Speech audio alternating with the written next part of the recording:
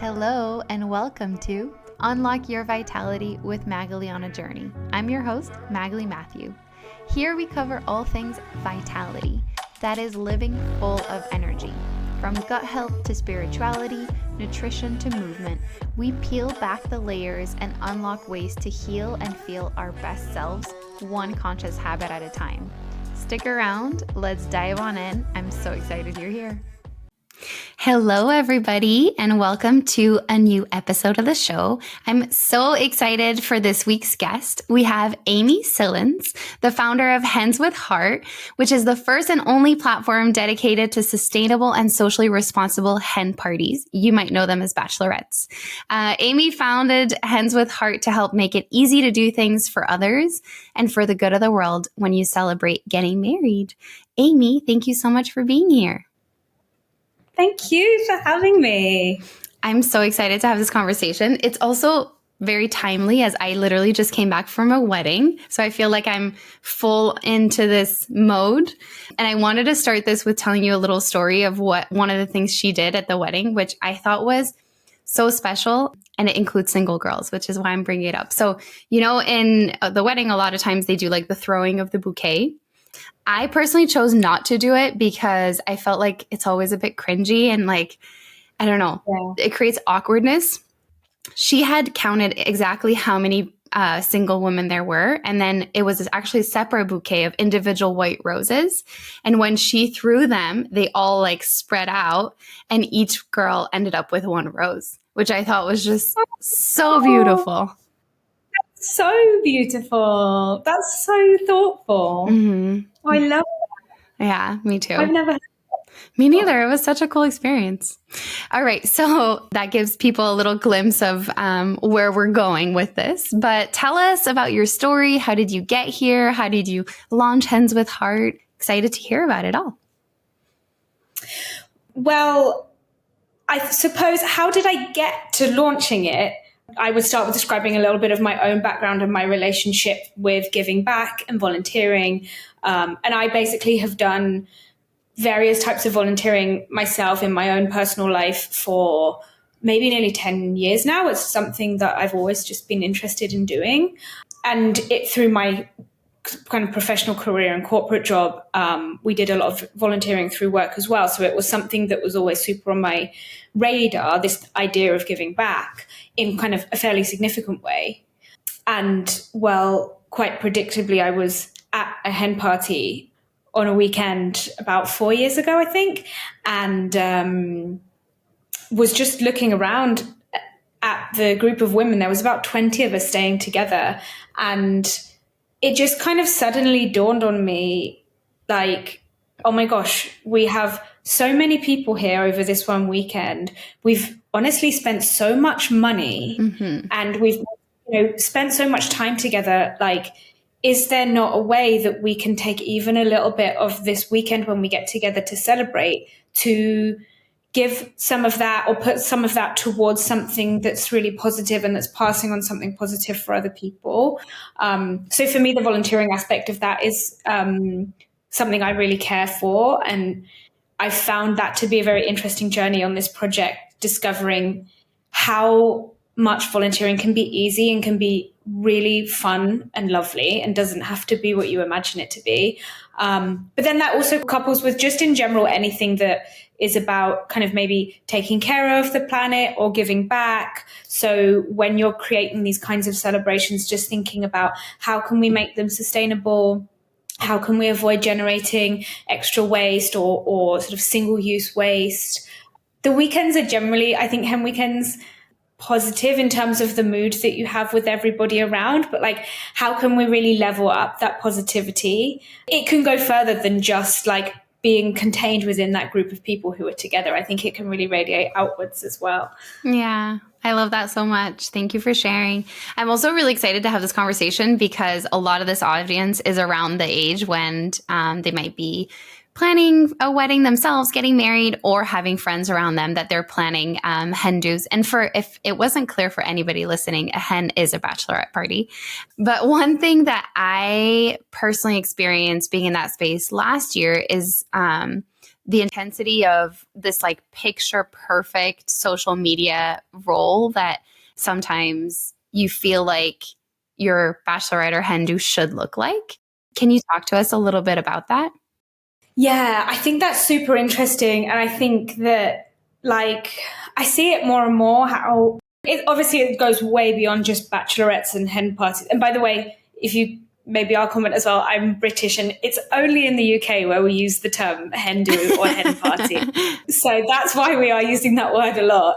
Yeah, I think, it's infiltrated our lives in so many ways. This kind of Instagram, like influencer, sort of, if you didn't post a picture of it, it didn't happen kind of thing. I don't know. I think that like we end up just striving for things that, we see from like celebrities and really high profile influencers that are perhaps one, like a little unattainable, and it can become very stressful in trying to create that image for yourself when you're so fixated on what that should be for you, rather than actually focused on being super present and being there at your own party, your own event, and just enjoying it. And I think that we all know that we do that these days. We experience a lot of life through our camera lens, and like, rather than just there living in the moment. I think there's that element that really can be distracting. And also like going back to that sort of sustainability aspect of it, I think then there's really the temptation to create these images that we want to share online or replicate what we've seen online, meaning that we do acquire a lot of new stuff in order to achieve that. And I think with hen weekends, it can be particularly prevalent in terms of, all the different kinds of accessories that you might want. I mean, and I'm not saying don't do it, of course, like get a veil and a hat and a sash and whatever it is. And if it means something to you, you definitely should.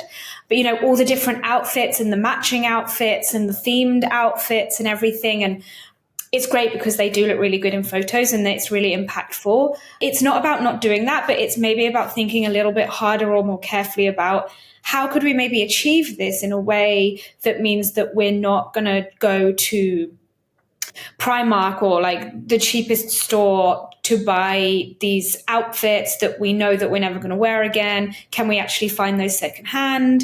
If you are in that moment in your life where lots of your friends are all getting married and going through this same thing, just sort of maybe together saying we're going to group together all of these kind of bridal, essentially they're single-use accessories, because hopefully you only get married once.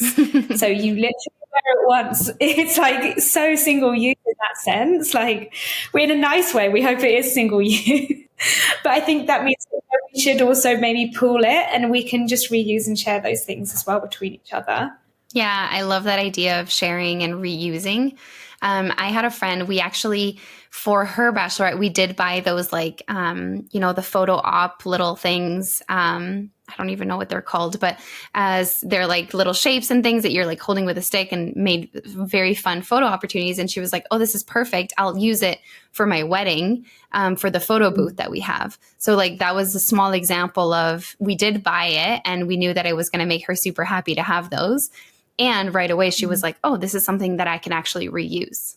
Yeah, good. And I think there's something really sweet in like that moment of reusing it, that like it's kind of sentimental because you pass it on, or, you see those things again and you say, oh, do you remember when we used them last time at your party or whatever it is? And there can be something also quite sweet in that when you're passing it on between your own friendship group. Yeah, for sure.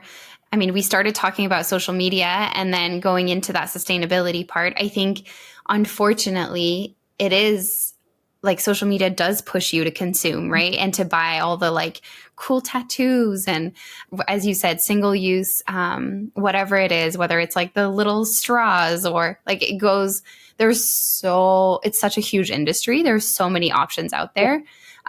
So what are other ways that people can think about their bachelorette or hen do from a sustainability point of view? Being like, you mentioned some examples of, reusing and passing things on. What else can people do in the way that they're thinking about creating this special time for the bride?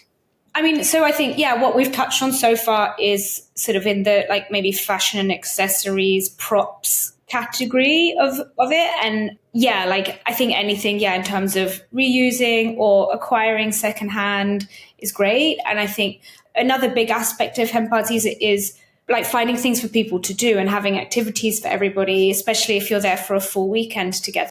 I mean, you do need to find things to do. And maybe being a bit more mindful about like, again, what are the kinds of activities that we can find to do together? Like, typical things are like making flower crowns or going to some sort of crafting workshop where you produce jewelry or tote bags, or I don't know, whatever it is that's your interest. But maybe again, just like being a bit more, putting in a little extra effort and being a bit more mindful about like, what is going to be the result of the activity that we do? Are we ultimately kind of making things that generate trinkets that we probably are not going to, on it, like I'm being a little cynical, but like maybe are not really going to use in the future, and it's just fun for the experience? And or like, can I find a sustainable florist who sources their flowers sustainably, uses stuff that's just in season, and just take a little bit of extra responsibility in the selections that I make when I'm finding things for everyone to do together. So yeah, I think there's that aspect, which also helps you to be, I think, like there's that aspect that helps you to just be a bit more considered in the way that you plan in order to be sustainable. And then I think the other one is just thinking about afterwards. Often, especially if you've gone on the kind of hen weekend where you've all stayed together in a big house, you've probably, inevitably, or you have to feed everyone, inevitably you generate a certain amount of waste. It's very difficult to cater for large groups. There's usually stuff left over. So just being careful in terms of like, what do we do with any leftover stuff? Can we find a local food bank or something, or homeless shelter to give this stuff to? And just making sure that we really pass things on so that they don't entirely go to waste. Much as we probably do more in our day-to-day lives, but it can feel like maybe a little bit too much effort at the end of a hen weekend. Everyone's probably a bit tired, perhaps hungover. What they want is to just get home. But my suggestion would be plan that in advance so that you aren't researching that on Sunday morning when everyone just wants to get in the car and drive home. Like you can have already factored that in. If there's anything left over, we've identified this is the place where we're going to go to drop it off. Yeah, I love the aspect of planning for it, because I agree that if you're going to figure it out on that Sunday, you're just most likely going to throw it away or have a easy solution, because it is usually very fun and tiring weekend. One thing that I recommend, and because we travel a lot and outside of just hen do, is we always ask the Airbnb host if we can leave things for the cleaners that are, because usually they have cleaners that are coming, and like leaving a little note, just being like, hey, this is, what we're left. And usually that's if you ask beforehand, usually they're really welcoming to that and they're accepting that. And so that's one way. But I love the food bank idea as well, just to like kind of have an idea of where it is to be able to go after the weekend.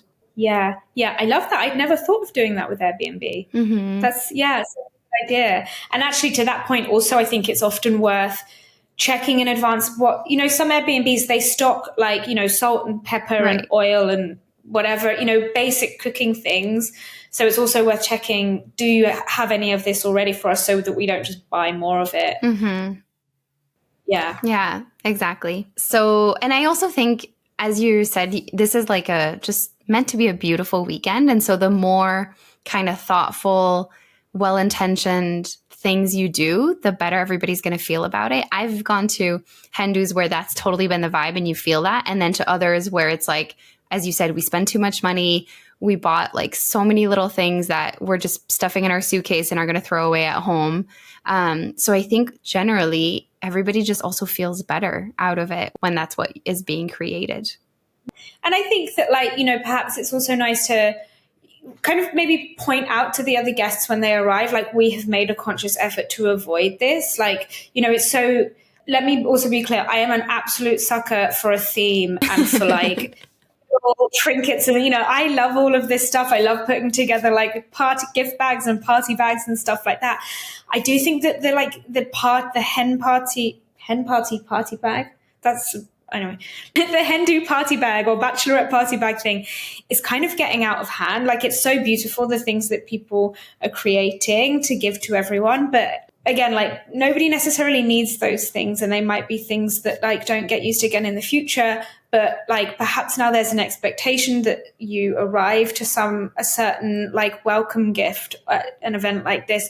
But then maybe to avoid this kind of sense of expectation, actually making a point of saying, I've chosen not to create gift bags.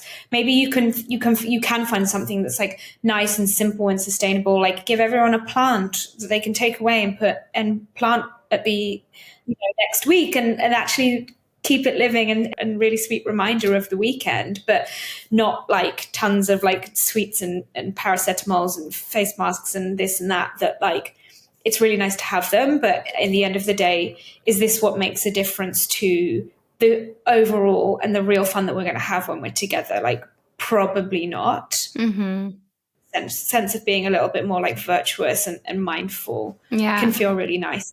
I love that. It's making me think of, I was just in France and I saw a friend of mine who had just gone to a bachelorette weekend, and they decided to do very little of those things. But one thing that they did do is they each needed to pick a gift that was meaningful to the bride, between, I think it was like €10, like a small thing, but that would have some kind of meaning. And they made a game out of it, which I had never heard of this. Maybe you've heard of it, but it's the bride had to like pick out one gift and guess who it was from and what the story was behind it. And so what she was telling me is that it created such a cool way of retelling a lot of stories that otherwise you don't like talk about through these little gifts. And it was super meaningful. And, one of them was like a book or like a keychain, like little things. But for her, she's leaving with like, I don't know, 5-10 little things that are so meaningful.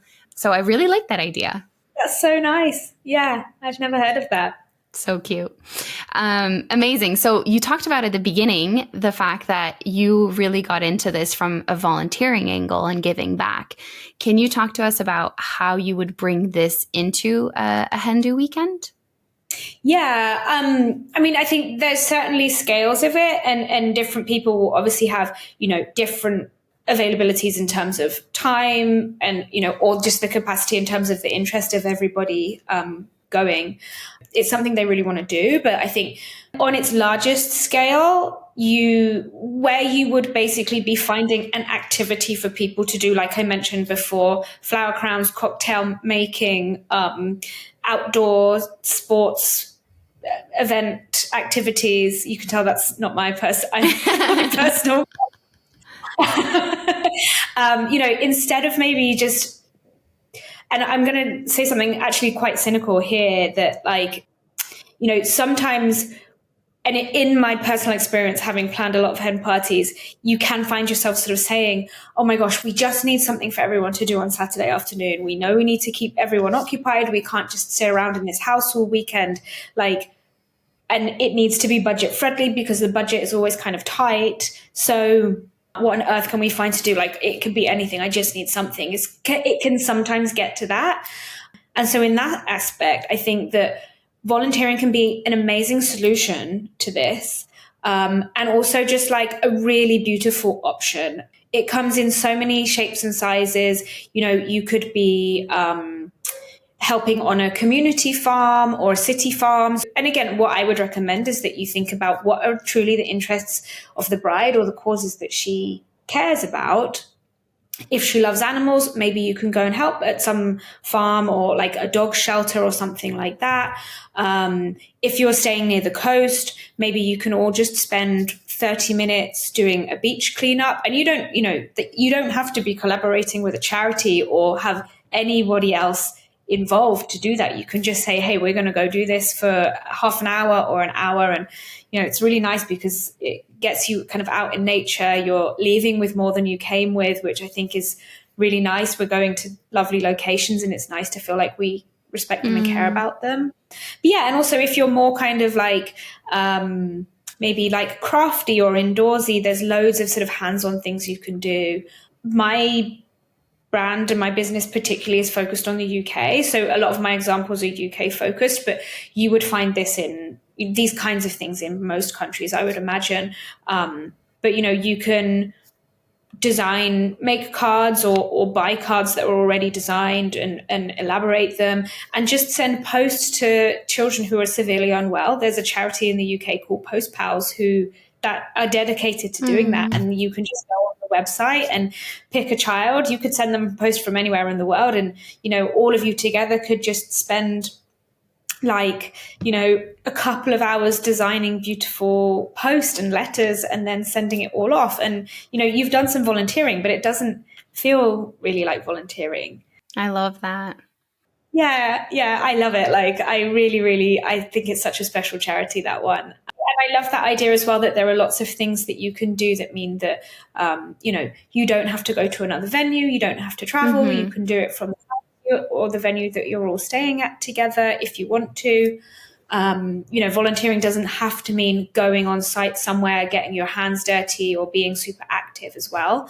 And that's what I try to share on the site is all sorts of different ways that you could get involved and do volunteering. So some of those more time dependent, or require a little more time invested in them are some things, but also you can do very simple things. It could just be, not necessarily volunteering, but, we want to feel that we give back. So we're going to do a collection for a charity.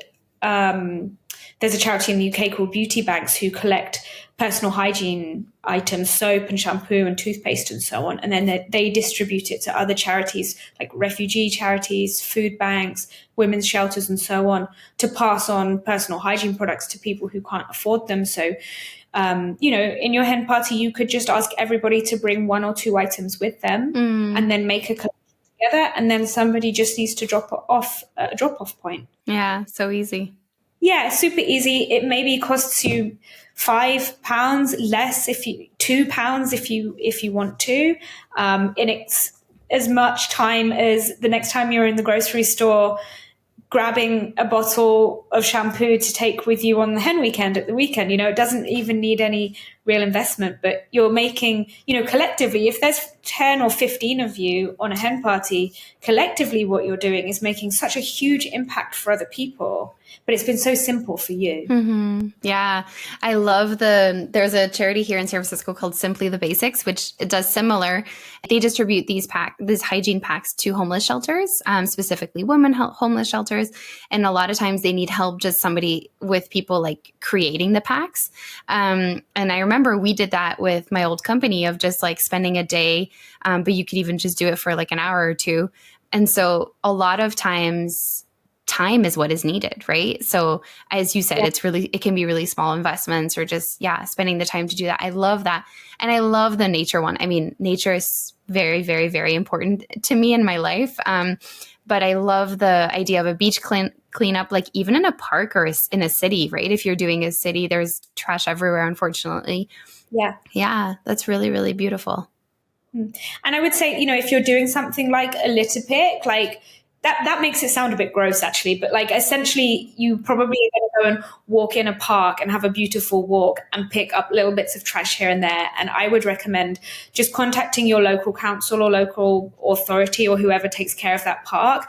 And I'm not making any promises, but some of them may have resources available, like the litter pickers, and will give you sort of bags to make the collections and stuff in as well. So it's worth just approaching those organizations and asking them and just informing and saying, this is what we're planning to do. And I'm sure they're going to love your help, and they may well have some resources to help you do that. Yeah, that's great. And I also love the idea, as you said at the beginning, of thinking of the interests of the bride, right? And what are things, whether it's, children or what are the things that she really cares about, and how can we show that we're supporting her values throughout this weekend and spending the time to do something that she really cares. I think maybe segueing a little bit into another topic is you talked about when we previously had a conversation about that beautiful kind of magic that is created when women are together. And I have been to both types of hen dos, some which are you leave with like new best friends and it's just amazing and everybody gets so along. And then others where it's really awkward, there's tension, people might be like thinking about their own interests and not the bride's interest. I know you have a lot to say about both of those things. Can you share from your experience in advising others some examples and what you've learned? Yeah, I mean, I think personally, I think I have been very fortunate in that I've attended hen parties that have felt just like really good vibes. Yeah, I think like kind of you already touched on it, but when there's tension and when there's kind of maybe disagreements and so on, it does often come from a place of like people wanting to serve perhaps their own interests. And I get it, right? Like, these weekends often cost a lot of money, and sometimes it does feel like a mini vacation and you want to treat it as such for yourself. So you want to feel like you're kind of getting out of it what feels worth it for you. But at the end of the day, you have been invited there to celebrate like a specific person and celebrate them getting married and perhaps their sort of journey to getting there. And I think that that's the most important thing to remember, is that, ultimately we're here for them, or we're here for her. I think those are the hen weekends that then go on to just be like really sweet and like fun and positive, because you're sort of all focusing your energy and your sort of love towards that person. I believe a lot in sort of like energy and stuff like that, but I think like energetically that's creating something really powerful, rather than sort of perhaps like it feeling a little more broken when people are bothered by certain things, which in the end, like, it's unlikely that you're going to be ever going on a weekend that's actually going to be like bad. Like, it might not be your favorite thing to do, but like, if you can take a step back and say, okay, like this wouldn't be my first choice, but like, this is still a really nice restaurant, or this is still a really nice meal, or a really nice, it's not, I don't love baking cakes, I'm not a baker, but do you know what? Like, it's a nice thing to do with everyone, even though it's not my first choice. And yeah. Mm-hmm. Yeah, I love that.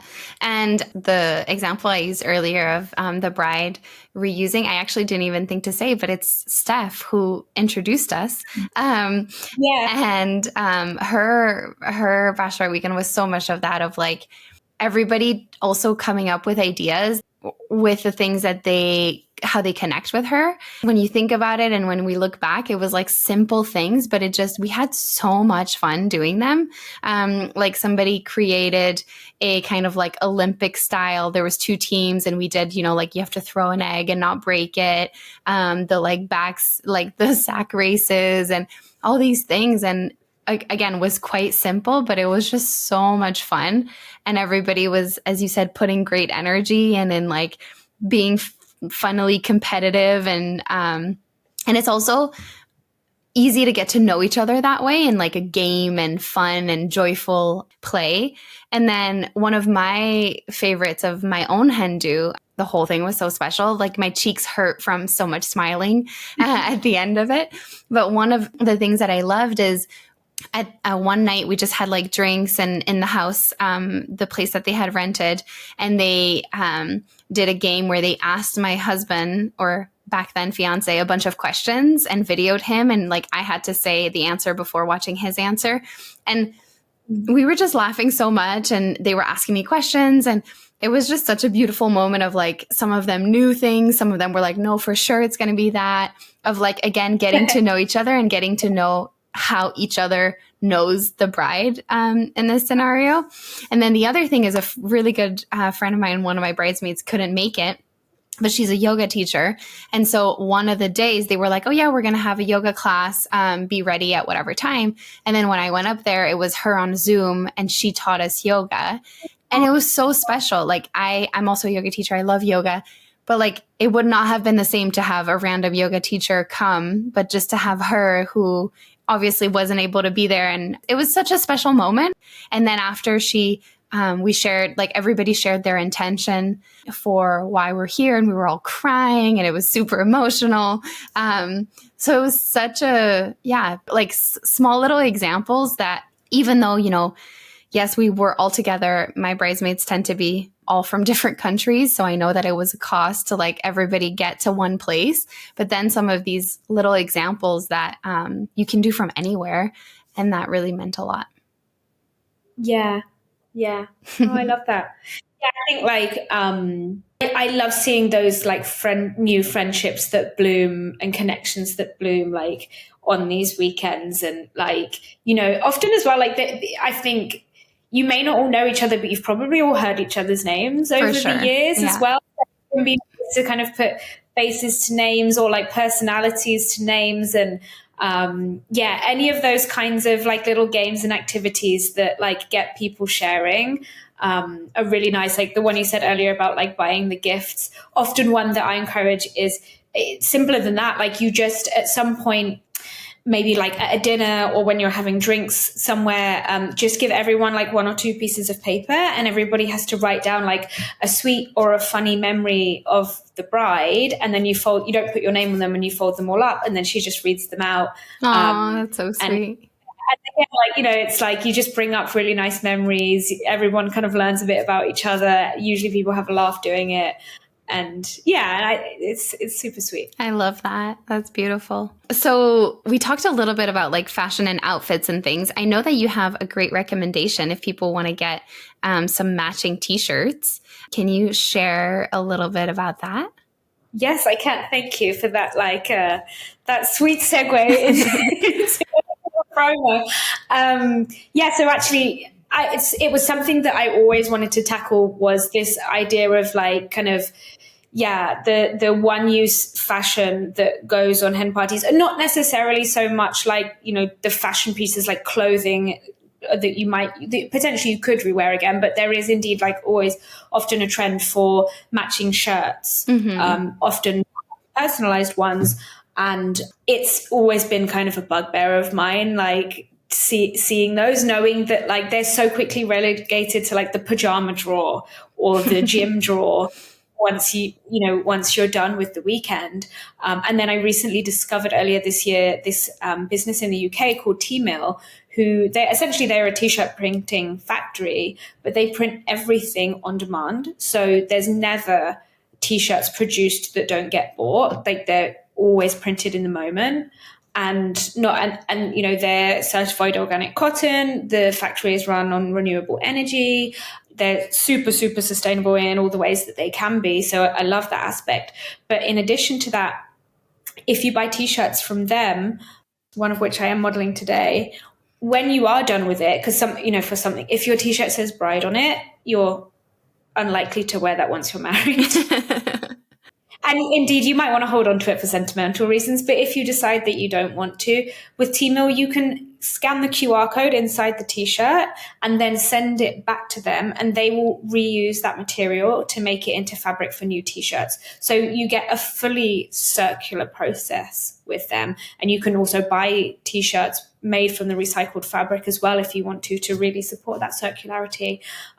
So, you know, with that in mind, I was like, this is amazing. For me, this is like the answer to so many problems in this particular topic. So yeah, so I created my own line of sustainable hen party t-shirts, and you can find them at henparty-t-shirts.com, and they ship to most countries around the world as well. So like it's not exclusive to the UK, even though that's where I founded it from. And there's some really sweet designs. And I also try to encourage and put out designs that perhaps you would want to rewear. So you might wear them for a while. So that's cool. We're actually very soon, maybe this or next week, we're going to launch a couple more designs. We're going to have one that has a banana and one that has an eggplant, kind of emoji style.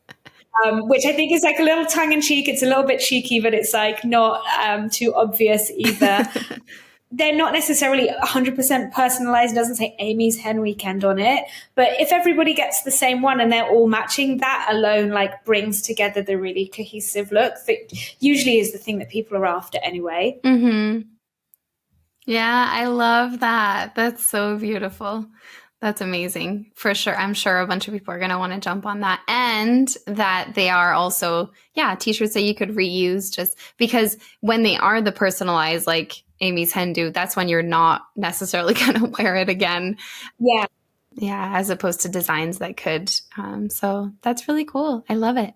Any kind of last thoughts or ideas or things we didn't touch on for anybody who might be planning their hen do this summer or next year or whenever?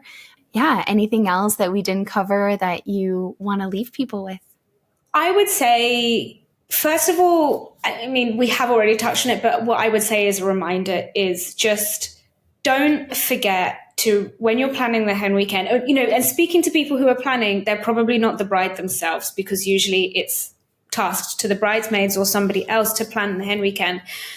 So for the people who are planning, don't forget to think about what your bride would actually want to do, and to think about her interests and the causes or the values that are close to her. It can be tempting to do what you think is a good idea, but ultimately it should be about her or about them and celebrating them as an individual. So I always give that as my top recommendation. And then I just recommend, trying to be as organized and communicative as possible with people. And that's, for me, in my experience, is how they run smoothly. Setting expectations with people up front, being open and about, the budget. We expect it to cost this much. Maybe try and take it in installments. And so you can tell people, we expect to ask you for £100 in August, and then another £100 in November, and 50 at the end, or that kind of tease up to what we land on as the end of the budget. And I have some resources on the website at henswithheart.com to help you with that. Actually, I have a free hen party planning kit that it has lots of those tips and has like a budget tracker. It's like the one I've used forever. So it's like literally like my Excel spreadsheet that I've put instructions in that should help you kind of keep track of things. And I think that can help to just take the stress out. And then that's what can help make the hen party really, really fun. Yeah, having a tool to help people plan the things that are not as fun to plan, like the budget, right? And obviously, I've had times where, we all have busy lives. I actually had 3 hen do's, including my own or additional to my own, I can't remember, plus my wedding last summer. So it was a really, really busy time. And so being as organized as possible was really helpful. And as you said, I think communication is key, like especially when you're in different parts, having calls and just having moments of like also getting to know each other. Because I have been in situations where actually most of them, I didn't fully like know them that well. And so being able to just like have a call to get to know each other first and be like, hey, this is who I am before kind of going into planning mode. Yeah. Yeah, because it can feel a bit uncomfortable, I think, when you're just kind of launch in with people, or you suddenly get this WhatsApp from someone who you have never met before, who's asking you for like $150 or something. I encourage to, make a WhatsApp group, be, friendly and sort of welcoming and chatty, like before you kind of get down to business with everyone. Just make everyone, feel a little excited about what's being planned, and just kind of like spread a bit of kind of good vibes before you get to the kind of business part of the conversation, if you will. Yeah. I mean, your top tip of really it's about what the bride would want. And I think when you think about that, a lot of times like spending the money isn't what you're thinking of. It's really about getting together and doing the really well-intentioned and thought through kind of activities that we talked about of examples so that you can just be there for her and have a good time together. Yeah. Yeah. And in the end, like, honestly, in all of my experience going on hen parties, like it doesn't even matter what you do. Yeah. Like in the end, like, being together is the fun thing. And you wouldn't even notice if you were doing this or if you were doing that. Like you would be having the same fun because it's about all of those people who are together. And just, being in like that energy and that fun, sort of loving, sharing mood, whatever you end up doing, it's always going to feel great and really, really nice. And if you do end up picking something that is, closer to some volunteering or some way of giving back, you're kind of sharing a bit of that like energy out with everyone else in the world as well. Mm-hmm. That really adds to that feeling. Like it doesn't take away from it when you go and give back to other people, like it actually amplifies that feeling for you. It's really, really special. Yeah, that's so beautiful. I love it. All right, we're getting to the end, and I always end with a little rapid fire. So there's a few questions. Before we do, where can people find you? We'll obviously put all the links, but maybe you want to share like a handle or something where people can easily get to you. Yes, thank you. You can find me on all social media, just at Hens with Heart. And at henswithheart.com as well. You can go straight to the website. Perfect. I love it. So this podcast is called Unlock Your Vitality. So how do you unlock your vitality these days? Is there like any habit or something that you're exploring that kind of feeds that energy within you? Yeah, I mean, in the last kind of year or so, I started like properly training in the gym. And I think that has something that I find really just is a big like pick me up energy wise, always. And also I've discovered using the sauna, a 20 minutes once a week, really just, like kind of gets the blood pumping around the body in a different way. Yeah, it's such a good detox. It's amazing for the body. That's awesome. I love that. What is on your nightstand? Currently, I always have next to me my journal, and then also a 5-minute journal, which honestly, I haven't written in for a long time. And Clarity and Connection by Young Pueblo. I always have that on my nightstand, and I tend to just flip it open to a random page every evening and just read something.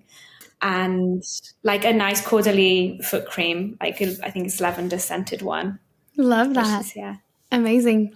What are you saying no to these days? Is there something you've had to like say no, set a boundary recently? Do you know what? I think I probably say no to social plans more than I used to.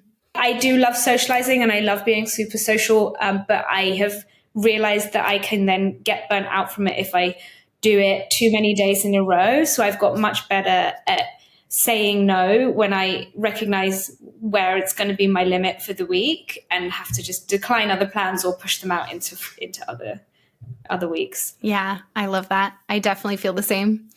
And the last one is, if you could go back in time and give your younger self one piece of advice, what would it be? Don't put so much pressure on yourself. Like, there's time for everything and it's all going to work out anyway. So just enjoy the ride, enjoy the process. I think we could all use that for sure. Thank you so much, Amy. This was such a beautiful conversation. I'm so excited for people to hear it, to connect with it, and to get beautiful ideas of how to create their next hen do. Thank you so much for being on. All right, guys. Bye, and see you next week.